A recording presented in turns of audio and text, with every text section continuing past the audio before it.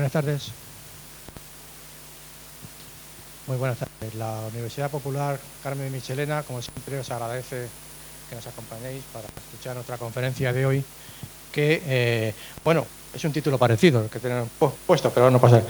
Nosotros lo hemos publicado como enlaces cuánticos entre ordenadores cuánticos y es prácticamente lo mismo, pero con otras palabras.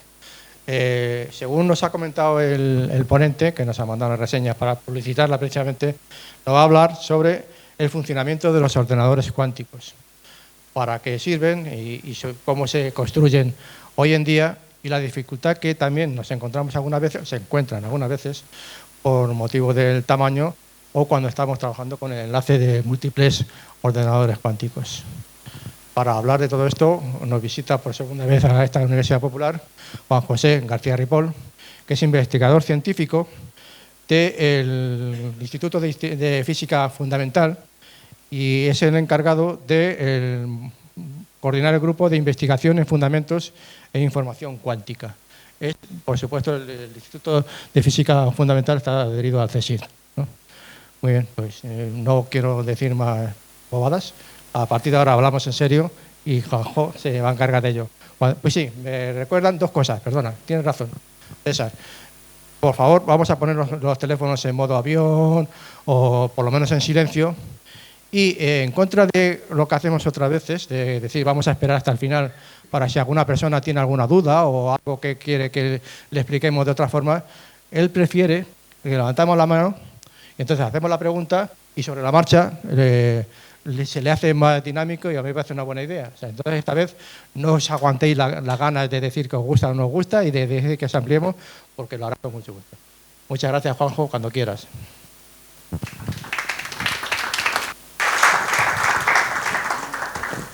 Gracias por la presentación tan amable y de nuevo por la invitación a estar aquí. La otra vez fue una charla grabada por Zoom por el tema de la pandemia, con lo cual no tuve el placer de conoceros. Y bueno, me dijo que no repitiese nada de la otra charla, así que supongo que ya la habéis visto todos, habéis hecho vuestros deberes. No, es broma. O sea, voy a intentar que sea un poco autocontenida y me voy a centrar en unas pocas cosillas para que os podáis llevar algunos mensajes a casa. A ver, ¿se puede mover? Sí, bueno.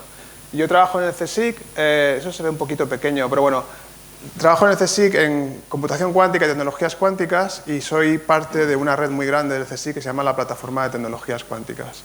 El CSIC tiene más de 120 institutos repartidos por toda España y uno en Italia, y de esos institutos hay 20 y tantos de física, en los cuales casi todos hacemos cosas parecidas a las que os voy a contar. Entonces nos hemos unido para hacer un gran programa de investigación en el cual pues, exploramos muchas cosas, desde computación cuántica, sensores, comunicación cuántica. Algunas de las cosas las vais a ver en esta charla. Y bueno, el comienzo, como en la otra charla que os di, es un poco recordar el pasado y lo que hacemos hoy en día.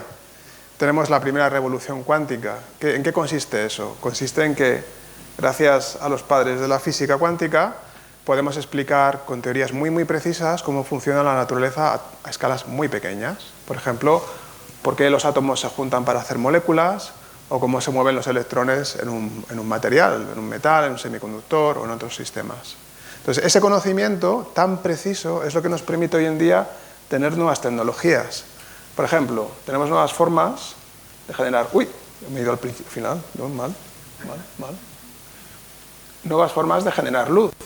Entendemos como un electrón puede moverse por un material y liberar la energía que le hemos dado y esa energía se convierte en luz y gracias a ese tipo de física que podemos describir de forma muy precisa tenéis los LEDs, tenéis los láseres.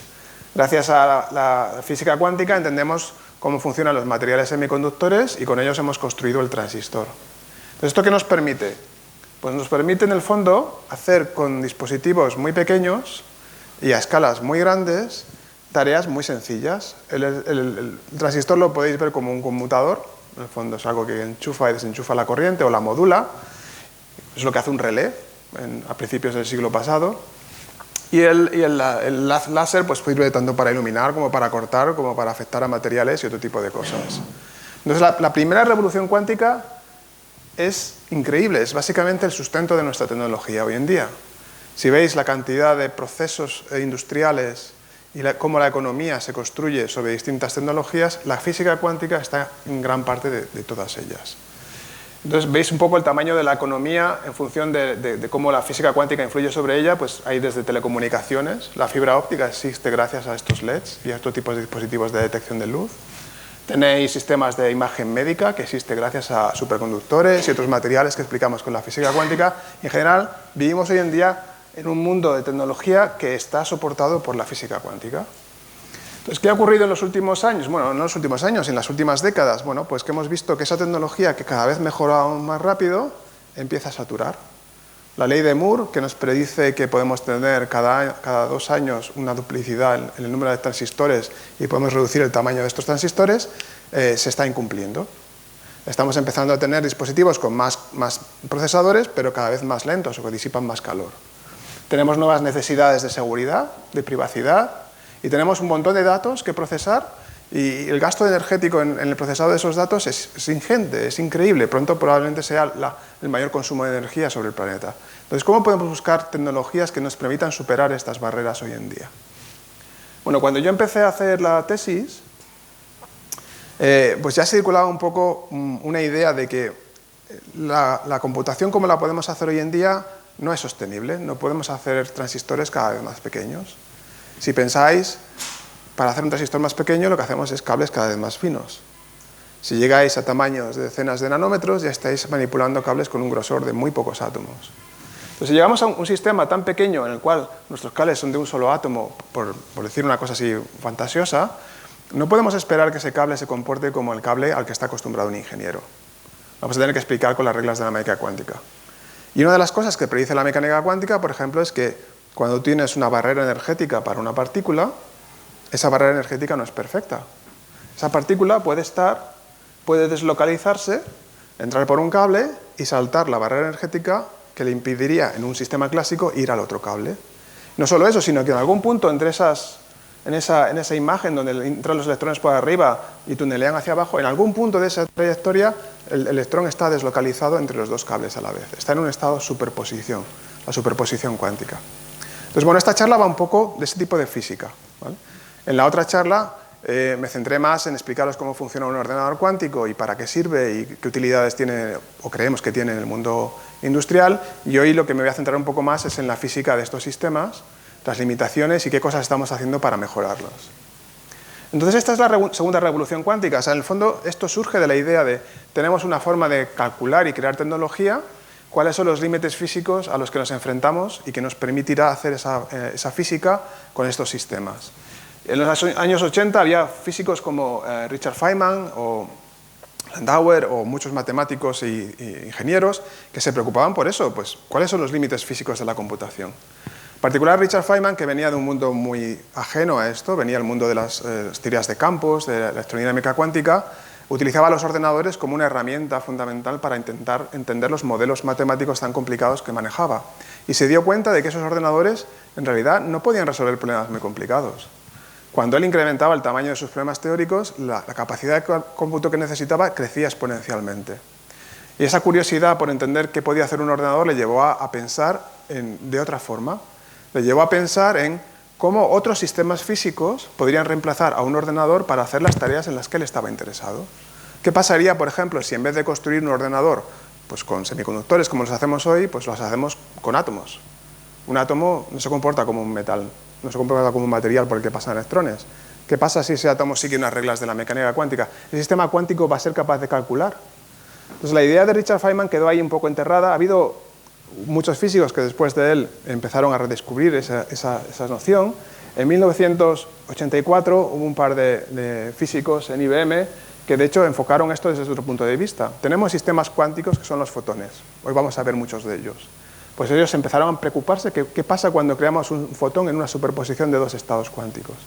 Y lo que descubrieron es que con esa luz, como vamos a ver, podían generar claves privadas y crear un sistema de comunicación seguro entre dos puntos. Es una aplicación tecnológica. El sistema cuántico, que es la luz, como vamos a ver, permite dar seguridad a la comunicación. Muy poco después, David Deutsch cogió la idea de Feynman y la formalizó. En ciencias de la computación hay una máquina abstracta, que es la máquina de Turing. Es un ordenador muy sencillo, con una cinta de datos y un procesador muy elemental que hace cosas sobre esa cinta de datos, que permite entender cómo funciona cualquier tipo de ordenador. Pues él lo que dijo es, vamos a suponer que esa máquina está hecha de sistemas cuánticos. Y descubrió que había otra forma de calcular. Y esa forma de calcular, que en aquella época era un poco como algo muy fringe, o sea, unas cosas así, teorías raras que, aunque las desarrollaban científicos, no se consideraban como parte del corpus de la ciencia más relevante, poco después se demostró que podían hacer cosas nuevas. Peter Shor descubrió un algoritmo que permitía a esa máquina idealizada cuántica factorizar números arbitrariamente grandes en un tiempo exponencialmente más pequeño de lo que necesitamos hoy en día. Estamos hablando de 1994. De repente, todas estas ideas sobre cómo funciona un ordenador y qué permite hacer la mecánica cuántica se convirtieron en relevantes. Porque si podéis factorizar grandes números, podéis romper todas las claves que usamos para comunicarnos hoy en día, y esto se convirtió en un objeto de investigación para el sistema militar, ¿vale? Empezó a entrar un montón de dinero. Pero quitemos esa parte del dinero, lo que ocurrió de repente es que muchos científicos se dieron cuenta de que podía haber una utilidad en empezar a estudiar estas cosas. E inmediatamente después, estamos hablando del año 95, dos grandes científicos, Ignacio Cirac y Peter Zoller, descubrieron, o se les ocurrió, cómo construir esa máquina que había propuesto David Deutsch, un ordenador cuántico. No tenemos una cinta de datos, pero tenemos una serie de átomos atrapados en un experimento y podemos leer y escribir sobre ellos como si fuese una máquina de Turing. Y descubrieron qué operaciones se pueden hacer sobre ellos y encontraron que eso realmente podía hacer cualquier cálculo que nosotros quisiéramos. Ese es el primer paso hacia la computación cuántica como la conocemos hoy en día. Ha habido avances tecnológicos espectaculares. Ahora ya no podemos atrapar 10 átomos en una cámara de vacío, podemos tener centenares de miles. Lo que veis aquí son átomos atrapados con luz y esa de la derecha es una imagen, un vídeo en vivo de un experimento en Harvard, pues donde veis, por ejemplo, cómo los átomos que están atrapados en una especie de huevera de luz, la luz para los átomos es como si fuese la miel, se les confina y no les deja moverse, pues hay átomos que veis que saltan de un pozo a otro, porque hacen túnel cuántico. Y esos átomos ya podemos atraparlos y manipularlos uno a uno como si fuese una gran memoria cuántica. O, más recientemente, hemos entendido cómo hacer este tipo de dispositivos, ya no con átomos en cámaras de vacío, que es un sistema relativamente frágil, sino con cosas que podemos copiar y pegar. Haciendo chips, por ejemplo, de aluminio. Podemos hacer chips superconductores de aluminio, y vais a ver algunos, con los cuales podemos crear ordenadores que se pueden copiar y pegar y poner en varios sitios. Y el caso de IBM es verdaderamente relevante, donde tienen pues eso, decenas de ordenadores cuánticos trabajando en sus almacenes y prestando servicio a la gente que quiera pagar por ellos. Hasta ahora era gratis, pero ya no.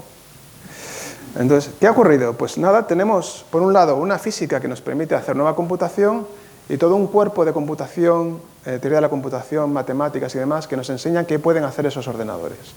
No está muy claro todavía si son exponencialmente mejores en todas las tareas, pero ya empezamos a vislumbrar cómo se podrían usar y en qué ámbitos de la industria o de la matemática o de la ciencia podrían tener aplicación. Y esto os recomiendo que veáis la charla que ya está grabada porque ahí es donde lo discutimos un poquito más en detalle. Entonces son 40 años trabajando en esto. Desde las ideas originales de Feynman en los años 80 hasta hoy en día son 40 años de esfuerzo. Es muy parecido a lo que ocurrió con la computación clásica. Empieza como una idea que la gente construye con relés, máquinas que hacen suma 1 y 1 y de repente se rompen. Bueno, pues ya ha pasado el tiempo, tenemos transistores y tenemos ordenadores muy robustos con millones y trillones de transistores. Pues todavía no estamos ahí, pero son 40 años que ya nos van acercando a eso. Mi charla de hoy es una convergencia entre dos ámbitos de las tecnologías cuánticas. Una es la comunicación, que es transferir información, y otra es la computación. ¿Vale? Es cómo podemos hacer ambas cosas, tener ordenadores cuánticos y hacer que hablen entre sí. Vale. Como ha dicho antes Eloy, pues si tenéis cualquier pregunta, interrumpidme, que es más fácil, porque estos temas son complicados. Sí. Bueno, volviendo a una cosa que he dicho antes, está muy curioso lo de decir de que cualquier tipo de código cifrado se puede desencriptar, porque evidentemente... No cualquiera, los que estamos usando hoy en día. No, los que estamos usando ahora. Sí, pero los que estamos usando ahora, o quizá otros números mucho más mayores se pueden factorizar. Sí. Pero lo que ocurre, claro, si tenemos computadores cuánticos, tenemos también capacidad de cifrado mucho mayor, con lo cual, o no es así. No, clásicamente no. ¿No? Tenemos capacidad de cifrado cuántico, que es lo que os voy a explicar en un momento. Lo que ocurre es que no tenemos ningún cifrado clásico ahora mismo que se haya demostrado que es resistente a ordenadores cuánticos. El NIST en Estados Unidos tiene un esfuerzo que es mitad investigación, mitad estandarización, que está intentando encontrar un algoritmo que sea resistente a ordenadores cuánticos. Es lo que se llama criptografía postcuántica. Lo que pasa es que ha habido ya 3 propuestas y 2 han muerto, porque ha habido papers que han demostrado que un ordenador cuántico puede romperlos. Y el problema de la criptografía es que hoy en día ya no aceptamos que se base en suposiciones de dureza de un problema sin poder demostrar realmente esa dureza de manera muy, muy rigurosa. Entonces, sería ideal que apareciesen nuevos algoritmos de criptografía, pero vais a ver que hay formas muy económicas de hacer lo mismo con cuántica. Entonces, bueno, esta transparencia es la lista de la compra de David DiVincenzo, que es un físico muy conocido que trabajó en IBM en algún momento, y se puso a leer todos los papers que aparecían de distintas tecnologías y dijo, bueno, si yo quiero hacer un ordenador cuántico, ¿qué es lo que necesito? Y hizo esa lista, ¿vale? Eso. Como ingeniero, pues uno va a esa lista, no va al Mercadona, pero al menos sabe lo que tiene que hacer, ¿vale? Entonces, podemos coger esta lista y la podemos, ¿cómo se dice esto? Simplificar, ¿vale? Os voy a contar primero algo que es más sencillo, que solo necesita tener qubits que aguanten un tiempo vivos, que los podamos inicializar y poder medirlos, y los vamos a poder mover de un sitio a otro. Esto en inglés se llaman flying qubits, en el fondo va a ser luz, ¿vale? Y esto también nos va a servir para entender cómo funciona un qubit, porque hay una forma, digamos, clásica para establecer una analogía entre la forma de computar en mecánica cuántica y cómo funciona la naturaleza. Entonces ahora pensad en lo siguiente, ¿habéis ido alguna vez a una película de estas de 3D, donde os ponen una gafa con un cristal de cada color? ¿Vale? Pues esas gafas en el fondo son gafas polarizadas, donde un polarizador selecciona luz con una orientación y el otro polarizador selecciona luz con otra orientación. En el fondo eso permite enviar al cerebro 2 imágenes diferentes, ¿no? ¿Y eso por qué es posible? Pues porque el fotón tiene un grado de libertad, que es la polarización, que en el fondo es como oscila el campo electromagnético. Y hay muchas formas de mirar a esas oscilaciones. Podéis pensar, por ejemplo, que son como una flecha, que cuando el fotón se va moviendo, pues va oscilando y va hacia vosotros pues, con una orientación. Puede ser vertical, puede ser horizontal o puede estar inclinada. Entonces, si pensáis en esa oscilación, os podéis dar cuenta de que, por ejemplo, una oscilación en diagonal la podéis reproducir como la suma de una oscilación en horizontal y una oscilación en vertical, ¿no? Si vosotros cogéis los dedos y hacéis así, y sumáis los movimientos, lo que os queda es una oscilación en diagonal. Y dependiendo de cómo combinéis esas oscilaciones, la fase en la que lo hagáis, ¿vale? Lo hacéis en una dirección o en contrafase, pues esas oscilaciones, unas se pueden descomponer como sumas de otras. ¿Vale? Clásicamente, eso parece que es un poco tonto. ¿Pero qué pasa con el fotón? Pues pasa lo siguiente. Suponed que yo tengo uno de estos polarizadores que os decía antes, ¿no? Un polarizador de estos que selecciona luz que oscila en vertical. ¿Qué pasa si yo le envío un fotón como este, que está orientado en diagonal? ¿Qué creéis que va a pasar? Se combinarán los movimientos. ¿En qué sentido? Si uno en vertical, pero el diagonal puede que desplace al vertical y cambie el lado. O sea, tú dices que se perturba el fotón y decide cambiar de dirección. Bueno, puede parecer algo parecido. Clásicamente lo que pensaríamos, vale, si yo tengo una partícula que está oscilando en un sentido, lo paso por una malla, como quien pasa una patata por un rallador, pues se va a ir un trozo. Pero el fotón es una partícula, no se puede partir, ¿vale? Entonces lo que ocurre es lo siguiente. El fotón, cuando está en un estado de oscilación diagonal, está en una superposición cuántica de 2 oscilaciones, una vertical y otra horizontal.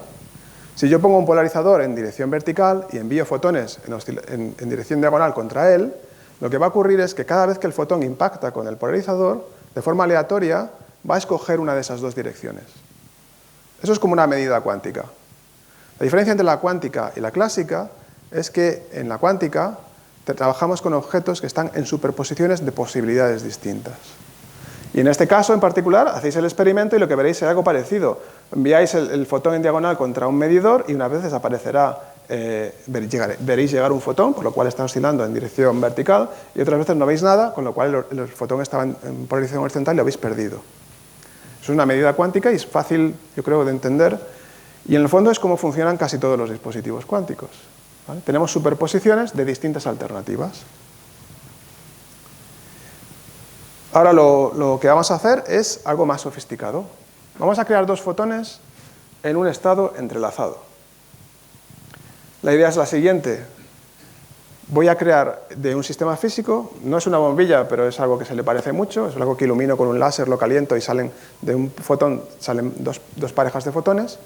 Dos fotones que van a tener entrelazamiento. Eso quiere decir que la polarización de un fotón está correlacionada con la polarización del otro fotón. Olvidaros de los números que hay abajo, lo que quiere decir es que si el fotón que va a Alice, que es la chica que está a la izquierda, está oscilando en vertical, el fotón que va a Bob está oscilando en horizontal. Y si ocurre lo contrario, si el fotón que va a Bob está oscilando en vertical, el fotón que va a Alice tiene que estar oscilando en horizontal.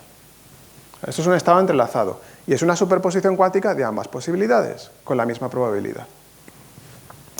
Bueno, yo no puedo enseñaros mecánica cuántica, pero me vais a tener que creer que este estado que os he escrito es muy particular porque podéis escoger las polarizaciones que os dé la gana, siempre que sean perpendiculares, se va a cumplir lo mismo. Podéis girar el polarizador y si a Alice le llega una dirección, por ejemplo, de izquierda a derecha, a Bob le va a llegar de derecha a izquierda. Están perfectamente correlacionados, da igual cómo hagáis la medida. Esto me tenéis que creer porque para explicaros tendría que hacer un poco de álgebra, ¿vale? Pero es una propiedad que tienen estos estados entrelazados. Entonces, ¿para qué sirve esto?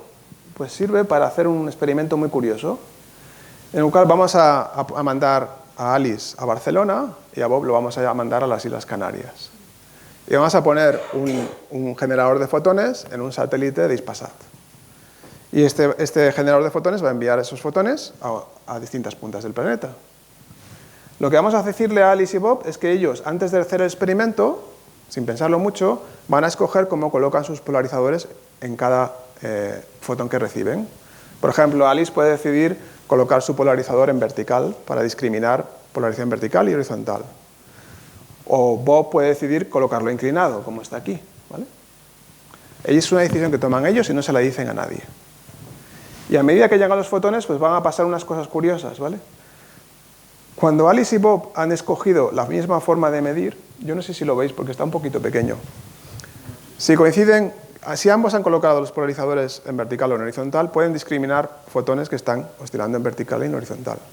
Entonces, cuando Alice vea un fotón oscilando en vertical, Bob va a verlo oscilando en horizontal. Y cuando Bob lo vea en vertical, Alice lo va a ver en horizontal, ¿vale? Esto es lo que se suele llamar, alguna gente cree que es acción a distancia, ¿vale? Porque en el momento que Alice ve su resultado, inmediatamente sabemos el resultado del otro, pero de momento no hemos dicho que eso tenga que ver con comunicación superlumínica ni nada, ¿vale?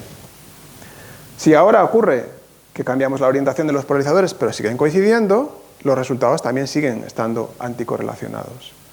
Cuando Alice ve el fotón en una dirección, Bob lo ve en la opuesta. Y lo podemos repetir. Habrá veces en las cuales ellos han tomado decisiones independientes, pues ahí lo que vemos es ruido. Un fotón sale en una dirección y otro en la otra, pero no tiene ningún tipo de coherencia. Y lo hacemos muchas veces y construimos una tabla como esta, ¿vale?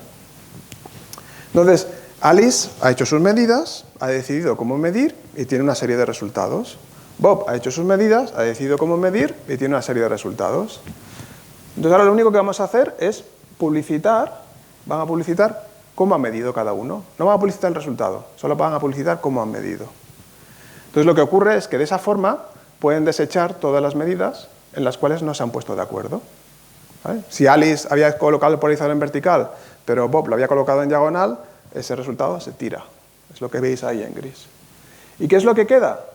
Lo que queda es una tabla de medidas que están perfectamente opuestas.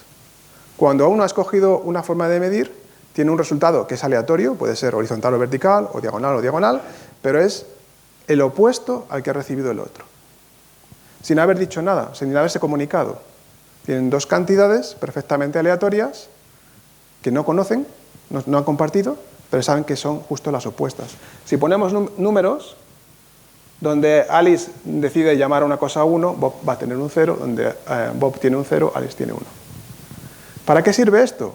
Pues acabamos de generar una ristra de números aleatorios, que es secreta, se ha generado por la mecánica cuántica, y ahora Alice y Bob pueden usarla para comunicarse por Internet. Tienen una clave que puede ser arbitrariamente grande para hacer comunicación segura.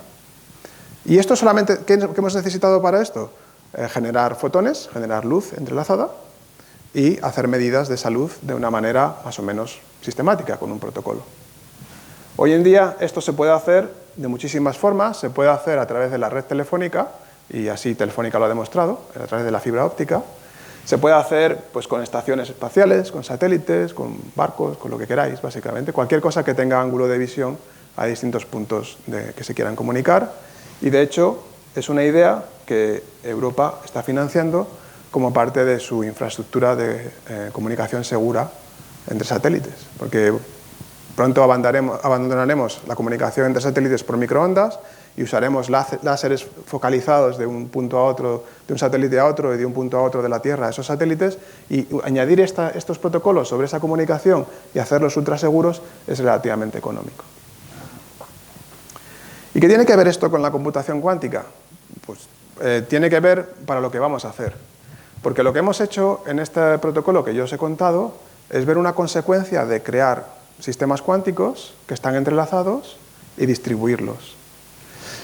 No llega a ser una comunicación de información, porque lo que estamos generando son números aleatorios, pero es lo mínimo que necesitamos para empezar a comunicar, ¿vale? Entonces, lo que vamos a ver ahora es cómo estas ideas se están empezando a utilizar, ya no para generar números aleatorios y hacer claves seguras de comunicación, sino en computación cuántica. Entonces ahora tenemos que volver a la lista de compra de David DiVincenzo y ver todo lo que nos hace falta para completar esto y hacer un ordenador cuántico con todo lo que os he contado. Entonces, la lista esta, bueno, la expliqué en un poco más detalle en la otra charla, pero bueno, se puede contar en 4 palabras. Esta foto que tenéis aquí es un ordenador cuántico. Es uno de los ordenadores cuánticos, de los pocos ordenadores cuánticos de los que teníamos fotos hasta hace poco, porque como casi todo se ha metido en empresas y todo es secreto y demás, pues no había más. Pero además tiene una particularidad, es que es una foto donde todo lo que hace falta para un ordenador cuántico se identifica muy bien. Entonces, ¿qué veis ahí abajo? Veis un montón de cruces, que son pastillas de aluminio muy pequeñitas, que van a ser nuestros qubits superconductores. En estos qubits, lo que vamos a hacer es guardar estados, que son superposición entre tener un número de electrones igual al número de protones de ese material, o poner un par de electrones extra. Es cargar o no cargar esas pastillas superconductoras. Entonces, con 2 estados de carga, podemos llamar 0 y 1, tenemos una unidad mínima de información cuántica, que es el qubit. Parecido a lo que os contaba del fotón y sus polarizaciones. Pero la diferencia es que esto se hace con corrientes, se hace con cables, esto se puede imprimir de manera industrial en distintas fábricas de chips, y en el fondo todos estos objetos son idénticos. Podemos, a través de estos resonadores que hay aquí, controlar individualmente los qubits. No sé por qué no arranca eso. A ver. Ahí está. Podemos enviar haces de microondas para darle energía a un qubit y cambiar su estado. Y la otra cosa que necesitamos es, igual que en la computación tradicional, necesitamos hacer una operación que involucre al menos 2 qubits. Porque hacer cosas sobre qubits individuales no nos permite hacer cálculos. Para hacer un ordenador real necesitamos combinar parejas de bits. Y eso sencillamente es por proximidad. Si vosotros cargáis una pastilla, por ejemplo esta de la izquierda, la cargáis y la otra la dejáis igual, la carga que tenéis aquí puede tunelear cuánticamente a la derecha y puede oscilar de un lado al otro. Esa interacción que tenemos disponible en el chip es la que nos permite hacer cálculos. Esto está un poco mejor explicado en el otro vídeo, pero bueno, si queréis, en el fondo lo podéis visualizar de esta forma. Un ordenador cuántico es como un instrumento musical, en el fondo. Lo que hacemos es, sobre un pentagrama, que sería nuestro programa, colocar operaciones que son las que van a tener lugar. Algunas operaciones, como estas, pues tienen lugar sobre qubits individuales. Otras operaciones las podemos cargar y colocarlas sobre parejas de qubits. Y con esas operaciones lo que hacemos es hacer programas que hacen cálculos relativamente sofisticados. La operación del ordenador cuántico la la herramienta que tiene disponible es de alguna manera una especie de paralelización. Como podéis colocar cada qubit en una superposición entre 0 y 1, tenéis 2 elevado al número de qubits posibilidades para explorar y hacer cálculos. Eso no quiere decir que sea extremadamente potente, porque todas esas posibilidades, si no hacéis nada, no dan más que ruido, pero gracias a esa posibilidad de explorar muchas superposiciones, se pueden hacer algunos algoritmos como el de factorización, que son exponencialmente más rápidos que los que tenemos. O se pueden hacer búsquedas y optimización, que son también exponencialmente más rápidas. Voy a saltarme esta. Entonces, esto es lo que os había mostrado antes, que tenemos un montón de tareas que podemos hacer con estos ordenadores. Tienen una capacidad muy grande de memoria, podemos hacer simulaciones de aleatoriedad con ellos, podemos, por ejemplo, simular procesos de bolsa, podemos simular análisis de riesgo, podemos optimizar cosas. Por ejemplo, si tenéis que hacer una ruta para repartir 20 paquetes, el ordenador cuántico puede explorar esas posibilidades de manera mucho más eficiente que con un ordenador convencional. Y, claro, esta motivación de esa capacidad de cómputo es lo que ha llevado a algunas empresas a crear ordenadores cuánticos cada vez más grandes. El problema que tiene esto es que no se ve ahí, ¿vale? Pero estos ordenadores no son particularmente pequeños. Un chip superconductor, el qubit, pues a lo mejor tiene este tamaño. Y si queréis tener 1.000.000 de qubits, pues a lo mejor la oblea es así de grande. Entonces, la capacidad de integración que tenemos con un ordenador convencional todavía no está disponible en este tipo de dispositivos. Entonces, tenemos dos problemas. Uno, que la forma de operarlos es completamente ajena a lo que estamos acostumbrados. Por ejemplo, un ordenador cuántico superconductor necesita operar a decenas de grados de milikelvin, 0,01 grado Kelvin. Un ordenador cuántico hecho de átomos opera a temperaturas de nanokelvin. Esas temperaturas las tenemos que preparar sobre la superficie de la Tierra. Pensad que el lugar más lejano del espacio interestelar está a un par de grados Kelvin. ¿Sabes? Que no es fácil llegar a estos sistemas. Eso es un obstáculo. Pero incluso bajo ese obstáculo, lo que tenemos es que estas máquinas son cada vez más grandes. Grandes en espacio, porque necesitan refrigeradores cada vez más grandes, y grandes en las necesidades de control. Porque para controlar estos qubits hace falta tener incluso un superordenador que manipule el ordenador cuántico. Entonces, cuando estas necesidades de espacio, pues de repente surge la pregunta es, si no me cabe todo aquí en este frigorífico, ¿qué hago? ¿No puedo hacer ordenadores más grandes? Entonces la ruta, o sea, un poco la solución es poner otro al lado y enchufarlos. Pones otro al lado y los conectas y tienes un ordenador que está hablando entre sí. Entonces una forma de aumentar nuestras capacidades de cómputo es conseguir conectar ordenadores cuánticos entre sí. ¿Y cómo los vamos a conectar? Pues un poco como lo que hemos visto antes. Antes teníamos los fotones que pueden llevar estados cuánticos de un sitio a otro. Pues vamos a usar esos fotones para comunicar información entre ordenadores cuánticos. Eso está un poco en la hoja de ruta de IBM. Si veis, por ejemplo, IBM ya en 2023 ha conseguido imprimir 1000 qubits en una oblea, pero ya están en el límite de lo que pueden poner, y ya el siguiente paso es conectar obleas entre sí por cables. Es conectar esos procesadores con algún tipo de comunicación. Bueno, pues lo que os voy a mostrar es un experimento que ya hace eso. En 2020, cuando estalló la pandemia, pedimos un proyecto y nos lo dieron para entender cómo funcionan estas conexiones entre ordenadores cuánticos. Y ya entonces, esta es una foto del experimento que tenían en Zúrich. No sé si se ve muy bien, pero este tubo que veis aquí a la izquierda es un refrigerador que dentro tiene un chip superconductor a 10 milikelvin. Es un ordenador cuántico, muy pequeñito, pero bueno. Y aquí hay un tubo de aluminio que llega hasta otro refrigerador donde hay otro procesador cuántico. Es una distancia de 5 metros, pero en los últimos 3 años, nuestros colegas en Zúrich, a ver si consigo reproducir esto, ¿no funciona?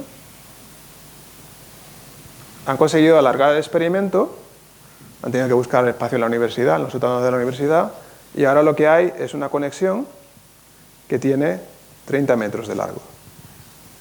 ¿Vale? Fijaros en el tamaño que tiene este experimento. Creo que tiene del orden de 100.000 tornillos y pesa, no sé si 2 o 3 toneladas. ¿Vale? Es espectacular, es un logro de la técnica. Tenemos una conexión refrigerada entre dos ordenadores cuánticos. Aquí en medio ha tenido que poner un frigorífico extra porque si no se calentaba lo que estaba, el tubo es tan grande que se calentaba, pero veis que es impresionante. Bueno. Hay un vídeo muy bonito, lo que pasa es que está en inglés, donde explica este experimento y lo que os voy a contar yo hoy está en YouTube. Pero en el fondo lo que estáis viendo es... Sí. Lo que viaja por dentro del tubo de conexión Sí. es una fibra a baja temperatura. Esta es transparencia, ¿vale? Es esta transparencia, esto es un esquema del experimento de 5 metros original. Aquí está un frigorífico, aquí está el otro frigorífico. Bueno, suena muy mal cuando lo digo así. Refrigerator, Dilution Refrigerator. Este refrigerador de dilución tiene como 5 cilindros uno dentro de otro, ¿vale? Para proteger de radiación electromagnética. Y en el último cilindro hay una conexión que es un tubo de aluminio que va desde aquí hasta aquí. 30 metros de tubo de aluminio. Ese tubo es en el fondo, no lo habéis visto, pero si desmontáis vuestro microondas, si tenéis alguno en casa, pues lo que hay es un magnetómetro y un tubo que conecta ese magnetómetro a la cavidad, que es donde cocináis. Pues algo parecido. Aquí lo que va a haber es una microonda que va a flotar por un tubo de aluminio, donde se propaga perfectamente. De igual forma que la señal de televisión, pues los que tengáis todavía televisión, llega por el cable coaxial a vuestro receptor. Se propaga sin distorsión casi. Pero fijaros, todo ese tubo está entre 10 y 20 milikelvin. Es impresionante. Vale, ¿qué hacemos con esto? Porque claro, está muy bonito como pieza de ingeniería, pero si yo no sé cómo convencer al ordenador cuántico para que se comunique con este otro, pues tampoco sirve de mucho. Y aquí entra un poco nuestro trabajo en el CSIC, ¿vale? Lo que nosotros hacemos es diseñar cómo funcionan estas máquinas. La idea principal es que necesitamos sacar la información que está en el ordenador cuántico y convertirlo en un fotón que se mueva de un sitio a otro. ¿Vale? Entonces, normalmente lo que ocurre es que los dos estados del superconductor, 0 y 1, tienen distinta energía. Entonces es muy fácil convertir el estado 1 a un fotón. ¿Vale? Lo que hacemos en el fondo es convertir un estado excitado en un fotón que se propaga sobre el tubo con una determinada forma. Cuánticamente pasamos de tener una superposición entre estado excitado y desexcitado, o 0 y 1 en el qubit, en el procesador, a tener una superposición entre tener, esto está al revés, entre tener un fotón y el vacío. Tener un fotón que se mueve y el vacío. Si estábamos en el qubit, estaba en el estado 1, tenía más energía, se convierte en un fotón, se va al estado 0 y ese fotón se mueve. Si estaba en el estado 0 no pasa nada y tenemos el vacío. Entonces teníamos una superposición cuántica en un ordenador cuántico y ahora tenemos una superposición cuántica en un fotón que se propaga por un tubo. No es muy diferente en el fondo de lo que hablábamos antes de las polarizaciones del fotón. La diferencia está entre tener dos superposiciones de algo que nos resulta visualmente más atractivo a tener una partícula o no tenerla. Con esa idea, el fotón se propaga por el tubo. Esto es lo que le pasa al fotón si lo dejáis reflejarse muchas veces. Pero cuando llega aquí abajo, lo que podemos hacer es capturarlo. Entonces, un qubit de información que estaba en este ordenador lo hemos convertido en un fotón. El fotón ha volado por el tubo, sin perturbaciones, ha llegado al otro ordenador, ¡pum!, y lo hemos absorbido perfectamente en ese chip. Podéis hacer esto todas las veces que queráis. Igual que va para allá, puede volver. O sea, en principio, lo que habéis hecho es hacer como un USB entre dos ordenadores cuánticos. El USB es muy tonto porque solo puede transmitir un bit de información, pero es un avance respecto de lo que teníamos antes. ¿Y la velocidad influye? ¿La frecuencia? Os voy a poner un esquema, pero esto se propaga a la velocidad de la luz. Está en el vacío. Si pusiésemos un cable iría más lento, pero... Pero los cambios de estado. Bueno, el tiempo que tarda en generarse el fotón, esto lo diseñamos con el experimentalista. Suele ser una cosa bastante rápida. Pues podemos escoger que sea desde centenares de nanosegundos a algo más lento. Pero eso va un poco a diseño. Y si pasan los fotones de un refrigerador a otro, ¿en algún momento se pueden agotar estos fotones de uno a otro? Solo hay uno, ¿vale? Solo hay uno, generas uno, se mueve, llega a la antena receptora y lo absorbe y se lo come. Y va y regresa el mismo. No, una vez que te lo quedas, te lo has quedado, ¿vale? Lo has convertido en energía que permite excitar un qubit, ¿vale? Permite tener un par de electrones más. Has convertido la energía que había aquí a un fotón que se mueve y energía de exceso aquí, que es el estado del qubit. Entonces, es una idea muy tonta, tampoco suena tan complicado, ¿no? Pero lo chulo es que esto no funciona solamente con un 1 o un 0, funciona con una superposición. Si vosotros tenéis aquí una superposición cuántica entre 0 y 1, esa superposición se convierte en una superposición entre tener un fotón y no tenerlo. ¿Vale? Esta es bastante surrealista. Este experimento es brutal, es precioso. Hay muchos experimentos más que se han hecho desde entonces, por ejemplo con cables coaxiales de 60 metros en China. No tenemos muy claro de cómo funciona eso porque no se ha publicado todavía ese artículo, pero también han hecho un experimento donde han conectado 5 procesadores cuánticos dentro de un mismo refrigerador. Lo que veis a la derecha es básicamente lo mismo. Entonces es una idea que es súper bonita y ya es generalizable. Lo curioso es que cuando uno hace un experimento tan grande, no solamente le permite hacer conexiones entre ordenadores cuánticos y empezar a pensar en hacer redes de ordenadores cuánticos y supercomputadores y demás, es que puede explorar las fronteras de la física. Entonces este experimento, en realidad, aunque los experimentalistas también lo están utilizando para computación cuántica, no lo pensaron para eso, lo pensaron para explorar las propiedades de entrelazamiento a larga distancia. Estas son las fotos del vídeo que os he mostrado antes. Esto es un esquema de ingenieril de la conexión de 30 metros entre ambos refrigeradores. Y lo que ocurre es que cuando tienes 30 metros y envías un fotón de un sitio a otro, pues resulta que al fotón le lleva un tiempo llegar, ¿no? Entonces estamos explorando el cono de luz y la causalidad de lo que podemos hacer al enviar información de un lado a otro, de un ordenador cuántico al otro. Entonces, ¿para qué han usado estos experimentalistas este sistema? Pues para el experimento que yo os he contado antes de entrelazamiento, hacerlo y demostrar que la mecánica cuántica no se puede explicar clásicamente. Esto requiere un poquito de trabajo, lo siento. Antes hemos visto cómo al enviar parejas de fotones entrelazados, pues aparecen medidas que están correlacionadas en dos sitios. Lo que pasa es que si vosotros fueseis un poco cínicos, podríais pensar que esas medidas que están ocurriendo en realidad estaban predeterminadas. El fotón llevaba la información del resultado de la medida, ¿vale? Entonces, esta tabla que tenéis aquí, yo la puedo explicar con una teoría que no es mecánica cuántica. Existe algún observable, algo que yo desconozco, una propiedad que vive en la quinta dimensión, que me explica el resultado de este experimento. Pues resulta que eso lo podemos falsar, ¿vale? Vamos a suponer que existe una propiedad que me explica el resultado de este experimento. La desconozco, ¿vale? Está oculta, pero vamos a suponer que Alice y Bob hacen el experimento como yo os he dicho antes. De forma independiente pueden escoger cómo medir y guardan sus resultados en una tabla, ¿vale? Y ahora tenemos que hacer un par de suposiciones de física. En principio, esto es mecánica cuántica, los resultados que vemos parecen bastante aleatorios. Entonces tendremos que hacer una distribución de probabilidad que nos explique lo que está ocurriendo. Si no queréis ver las matemáticas, no las miréis, ¿vale? Habrá una distribución de probabilidad que nos explica los resultados de este experimento. Pero tenemos que poner dos suposiciones. La primera es que cuando Alice decide que va a medir de una forma, como está muy lejos de Bob, su decisión no puede influir lo que le pasa a Bob, ¿vale? Bob tomará su decisión independiente, sus cerebros no están linkados telepáticamente ni nada que se mueva más rápido que la luz. Hay un experimento que es muy, muy grande, por lo tanto, esas medidas van a ocurrir de forma autónoma. Alice y Bob van a tomar sus decisiones como quieran, ¿vale? Y esas decisiones no están afectadas por el estado de los fotones que se propagan, ¿vale? Si yo una vez que he enviado el fotón, pasa un tiempo y decido, voy a medir ahora. Esa decisión la hago antes de que llegue el fotón.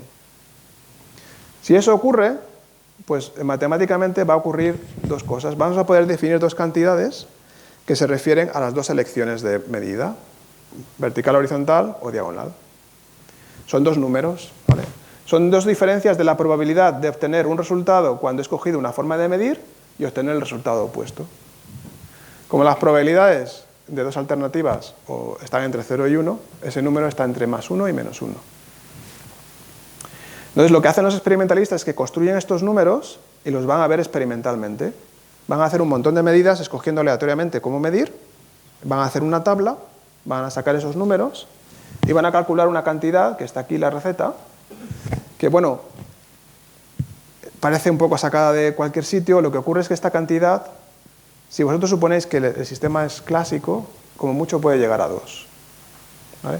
¿Por qué? Porque los objetos son independientes. Cuando yo mido aquí y mido aquí, las medidas no tienen nada que ver una con la otra. Cuando yo he decidido medir aquí y el resultado que tengo aquí son independientes. Se explican por una propiedad que hemos pensado que está grabada en el fotón, pero son independientes. Entonces, matemáticamente se puede demostrar que ese número, como mucho, es 2. Ahora, ¿qué ocurre? Pues que cuánticamente nos vamos a pasar de 2. Vamos a ver un experimento donde sobrepasamos esa cantidad. Cuando hablábamos de fotones, hablábamos de polarizaciones, ¿vale? En distintas orientaciones de polarización. Cuando hablamos de este enlace cuántico, vamos a enviar superposiciones entre tener un fotón y tener el vacío. Pero al final lo que hacemos es que dejamos dos ordenadores cuánticos entrelazados entre sí. En su fondo es lo mismo.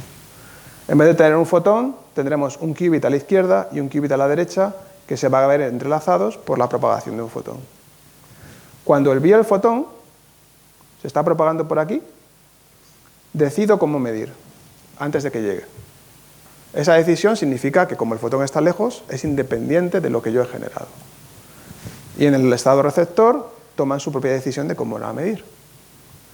Luego llegan los fotones al sitio y empezamos a medir.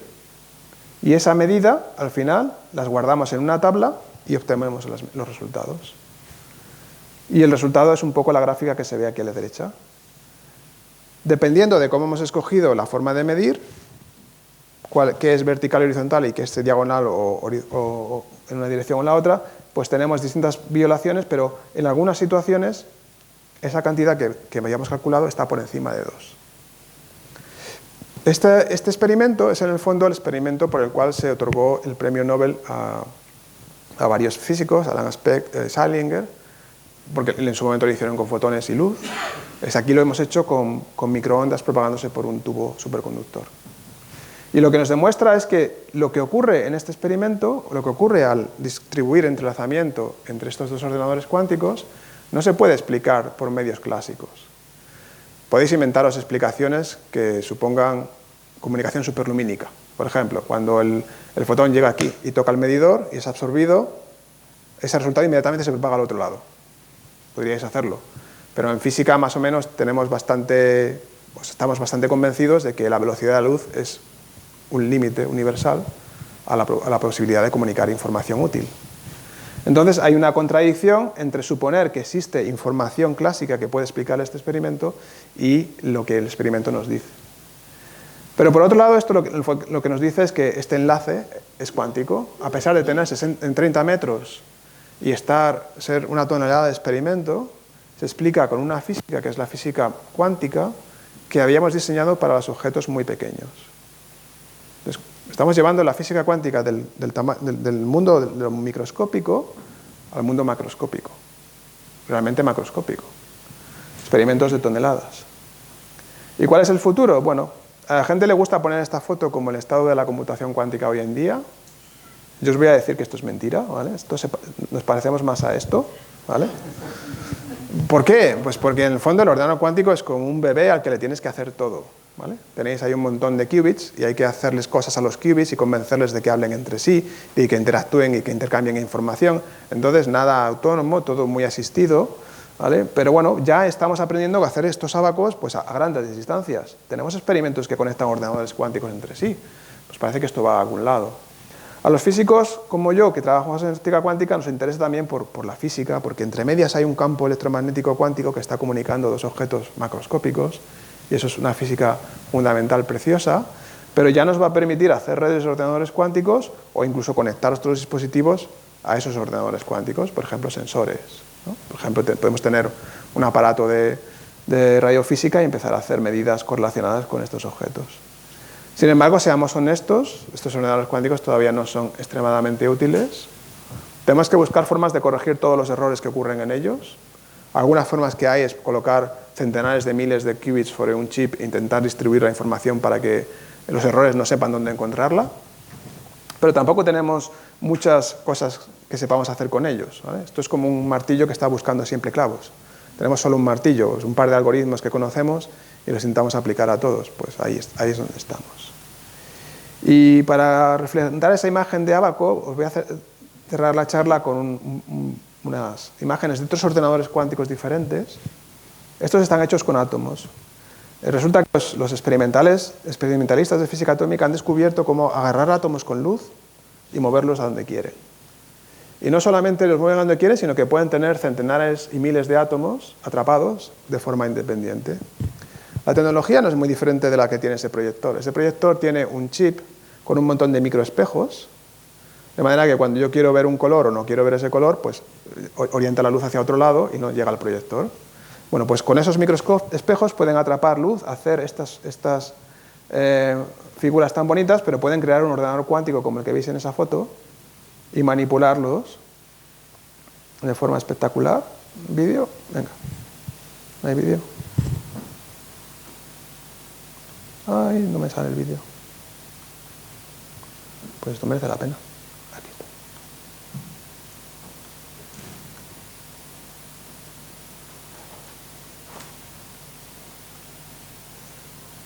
Ay, esas cosas de directo.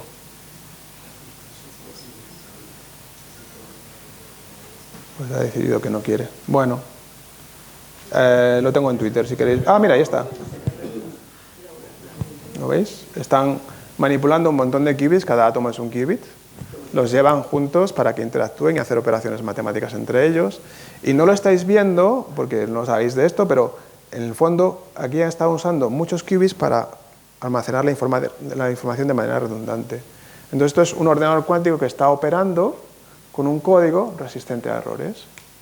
Es espectacular. Hay un total de 48 qubits lógicos sobre 240 y tantos qubits físicos. No está mal. Pues los dejamos aquí. Yo soy del CSIC, más conocido por la Casa de Papel que por lo que hacemos. Y como os decía, somos muchísimos investigadores trabajando en cuántica, en muchas cosas, computación cuántica, comunicación cuántica por satélites y fibras, sensores y fabricación de tecnologías. Y os dejo con la cita que más me gusta. Estuvo por aquí John Martínez en 2019, antes de que lo echasen de Google, y en una entrevista al País pues dijo esto: la computación que hacemos ahora nos habría parecido irreal hace años. Y es verdad. Cuando yo empecé a hacer mi postdoctorado en 2001, la gente no creía que podíamos tener más de 5 qubits. 5 qubits y tenía suerte. Y ahora tenemos qubits en un experimento de 2 toneladas. Pues muchas gracias.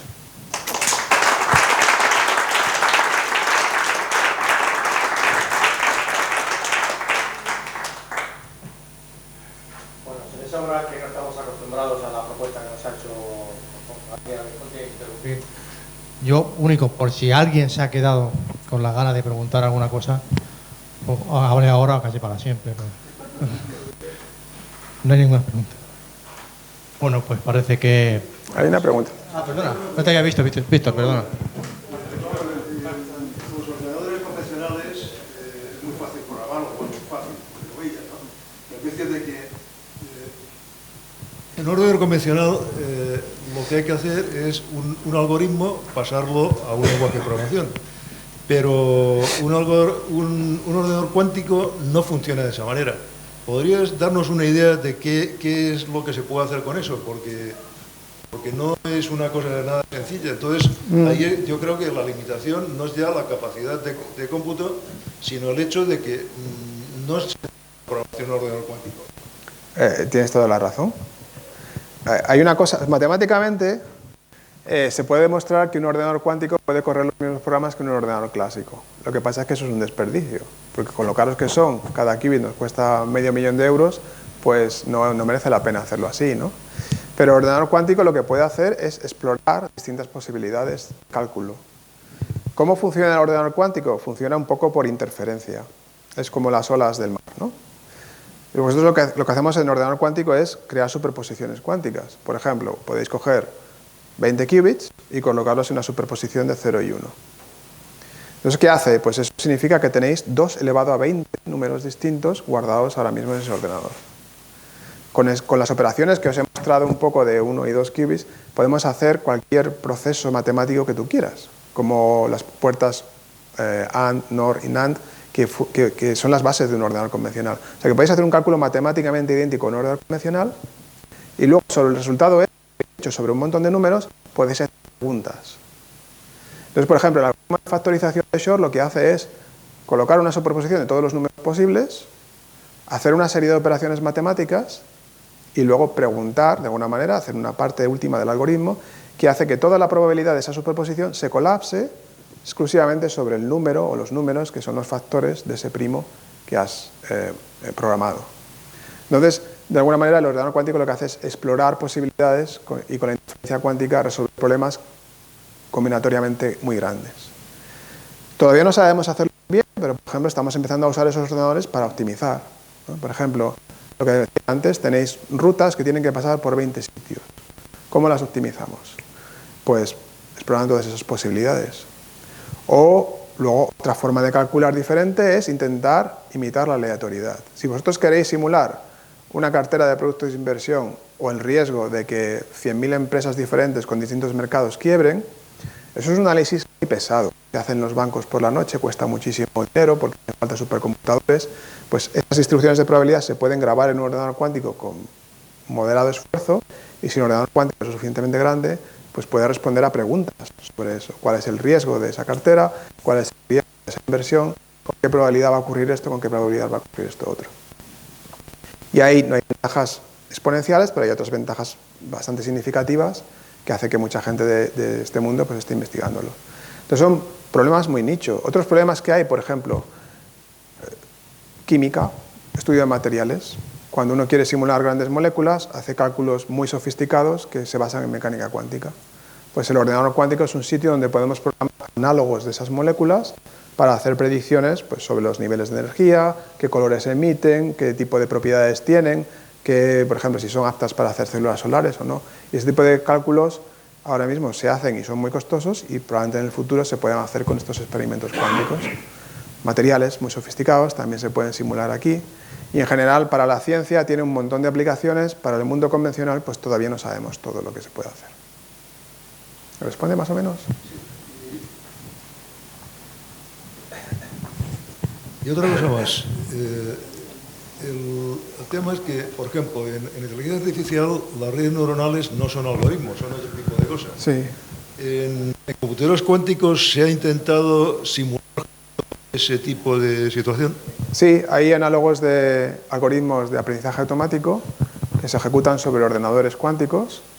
Lo que pasa es que no son mejores que las redes neurales que tenemos hoy en día. No tienen una mejora de cómputo respecto de otras redes neuronales y no se puede demostrar matemáticamente.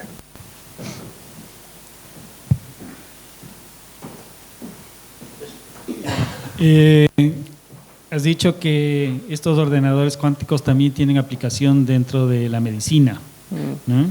Si son extremadamente caros montar un ordenador, ¿podríamos pensar que esos ordenadores pueden estar en determinados hospitales? ¿O es extremadamente caro? ¿O cuál es la aplicación real para la medicina? Medicina no lo sé. Hay gente que lo está usando para aprendizaje automático. Nosotros hemos hecho algunos programas en ese sentido. Lo que pasa es que claro, al final los códigos que salen pues se pueden hacer de otras formas, con tarjetas GPU y demás. El punto más importante es simulación de moléculas. Y ahí donde puede haber, en el caso, lo que se llama la medicina personalizada, en el fondo es buscar compuestos que atacan determinadas enfermedades o determinadas características. Pues en ese diseño de moléculas un ordenador cuántico podría ayudar. Todavía no sabemos cómo y no tenemos muchos qubits suficientemente buenos para hacer grandes simulaciones, pero es una de las aplicaciones que se está explorando.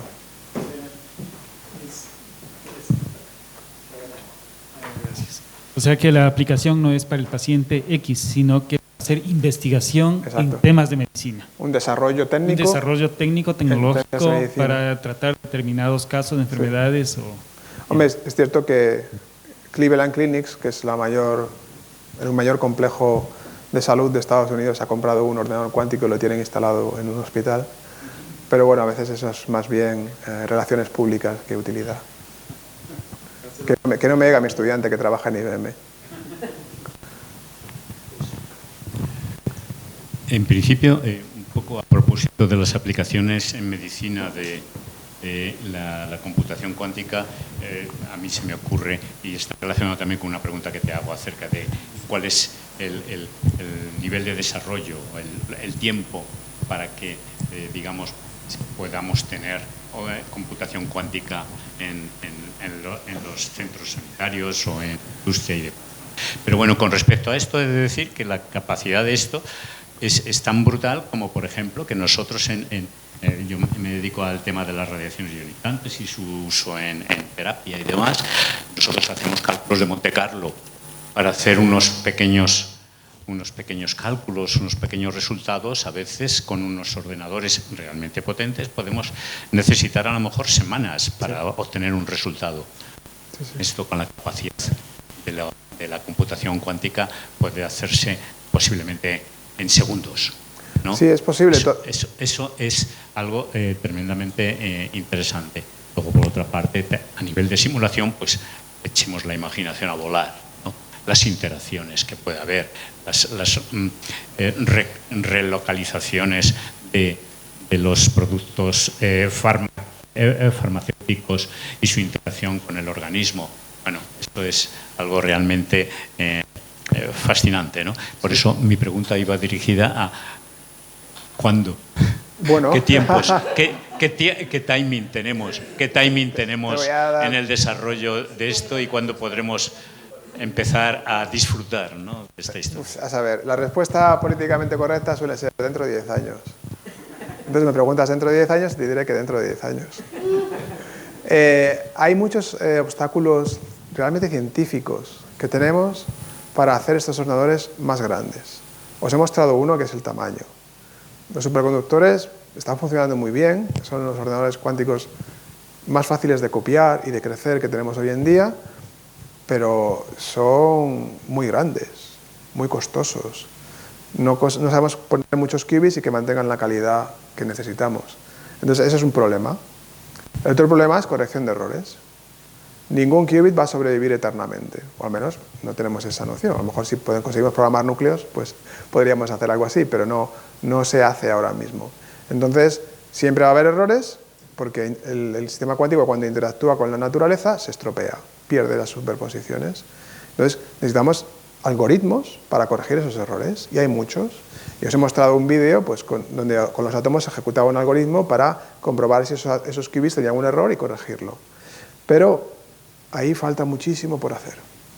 Entonces, esos dos obstáculos son realmente científicos, porque necesitamos mejores qubits y algoritmos mejores de corrección de ruido que no requieran tantos qubits como se requieren hoy en día. Pero claro, esto va a pasos, hay revoluciones que nos permiten hacer estos desarrollos o no, por descubrimientos, por no cambiar la forma en la que nos enfrentamos. O sea que es muy difícil de predecir. Yo los ordenadores cuánticos los sigo colocando en el dominio de la investigación. Investigación que necesita dinero, porque de lo que sacamos de ahí podemos hacer muchas otras cosas. Por ejemplo, con estos superconductores pues aprendemos a hacer mejores sensores, podremos hacer avances en resonancia magnética nuclear, podemos combinar estos ordenadores cuánticos con otro tipo de sensores. Hay cosas que se pueden hacer en el corto plazo, que no es computación cuántica, pero que surge de aquí. Y respecto a tener un ordenador cuántico en un hospital, la tendencia es que como estos sistemas son tan complicados, se están instalando en centros de supercomputación. Entonces ahora mismo hay un ordenador cuántico en un centro de supercomputación de Galicia, hay otro en el BSC en Barcelona, habrá otros 7 más por toda Europa. IBM tiene una granja de ordenadores cuánticos en un centro al que tú no puedes traerte tu ordenador cuántico, pero puedes acceder al de forma remota y aún así son igualmente eficaces. Bien, pues muchas gracias. Perdona, no te he visto. Sí, le acabo de levantar. Entonces, así a nivel geopolítico, ¿qué potencias son las que hay trabajando en esto a nivel mundial y la colaboración o competencia o ocultación, digamos, de información para... Pues es difícil. Una cosa es que, por ejemplo, ya muchas empresas no publican. No publican. ¿Vale? Muestran notas de prensa, pero no publican. No sabemos cómo se hacen esos chips, no tenemos acceso a esos diseños. No se comparte ya información en muchos aspectos críticos de fabricación. Pero piensa que Estados Unidos, Canadá, Europa, toda Europa, China, Japón, todos están fabricando ordenadores cuánticos, cada uno con sus filosofías y demás, y esto es una cuestión de dinero. ¿Qué ha ocurrido? Pues, por ejemplo, dentro de la propia Europa, pues ha habido que en 4 o 5 años se ha generado tanta tecnología que algunos países están mucho más avanzados que otros y ya no nos podemos sumar a esa carrera. Por ejemplo, en España hay una empresa que es Kilimanjaro que está empezando a crear ordenadores cuánticos. Pues tienen que desarrollar todo lo que se ha hecho en otros sitios de manera intensa durante muchos años. Pero vamos, se puede todavía salvar ese gap y espero que consigamos tener ordenadores cuánticos más ubicuos. Sí. Sí, quería preguntar que el reto en computación cuántica sería conseguir materiales superconductores a alta temperatura. No, porque los superconductores a alta temperatura no se van a poder manipular con microondas de baja energía como estos de aquí. Entonces eso no ayuda. Sí que ayudaría a tener mejores superconductores que se estropeen menos por la interacción con el entorno. Por ejemplo, muchos laboratorios han descubierto que el tántalo es mejor que el aluminio y están explorando aleaciones que van a permitir que la información, a lo mejor en vez de un microsegundo, aguante 100 microsegundos. Eso parece muy poco, pero es un salto que puede permitir de repente hacer que el ordenador sea escalable. Entonces eso es uno de los retos. Pero también hay el reto de buscar otros qubits. Hay gente que está investigando cómo escribir información en el momento angular de un núcleo. El momento angular de un núcleo, los núcleos tienen un spin, un momento angular. Pues si tú le grabas la información al núcleo, está tan aislado de todo que aguanta más tiempo. Se puede usar luz. Generar fotones es muy barato. Hay empresas en Estados Unidos que pueden generar, dicen, millones de qubits. Y la cuestión es cómo operan esos qubits. Empresas de fotónica integrada que hacen este tipo de desarrollos. Nos hace falta todavía buscar la plataforma ideal. Y yo creo que todavía no la tenemos.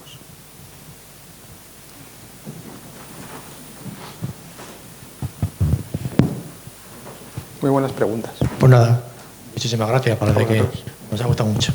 Gracias.